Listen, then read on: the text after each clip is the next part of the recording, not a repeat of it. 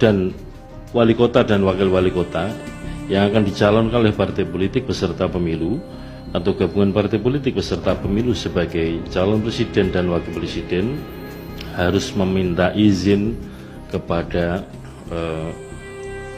presiden. Halo guys, terbukti pengakuan Ketua KPU mendapatkan surat dari Presiden Republik Indonesia Joko Widodo tentang maju anaknya sebagai Wakil Presiden Republik Indonesia 2024.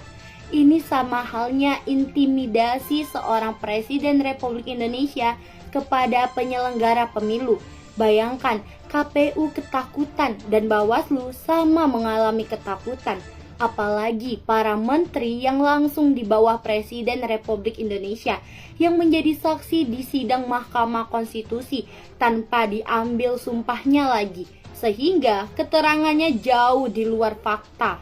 Kalau suara dan tindakan mereka tidak sesuai dengan atasannya, yaitu Presiden Republik Indonesia Jokowi, paling kecil hukuman dipecat dari jabatannya. Manusia mana yang rela harus kehilangan pekerjaan jabatannya yang full fasilitas? Terlebih herannya lagi, seorang Presiden Republik Indonesia yang takut kepada istrinya. Suami-suami takut istri demi kehendak memaksakan anaknya menjadi seorang wakil Presiden Republik Indonesia. Bagaimana menurut kalian tentang lembaga hakim Mahkamah Konstitusi ini? Apakah masih ada setitik kepercayaan yang sudah meloloskan juga anak presiden menjadi wakil Presiden Republik Indonesia 2024 yang melanggar aturan hukum dan etika? Bahkan, hakim Mahkamah Konstitusi ini pun menolak untuk memanggil presiden yang katanya tidak elok memanggil simbol negara. Presiden kok simbol negara? Silakan berpikir yang sehat dan rasional. Komisi Pemilihan Umum atau KPU mengungkap sejumlah alasan lembaganya menerima Wali Kota Solo Gibran sebagai calon wakil presiden.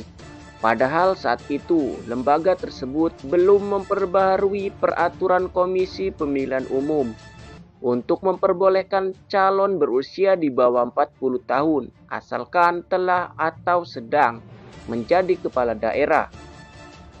Ketua KPU pun, Hasyim Asy'ari, mengatakan lembaganya menerima surat dari Jokowi sebagai presiden yang memberikan persetujuan putra sulungnya maju sebagai cawapres.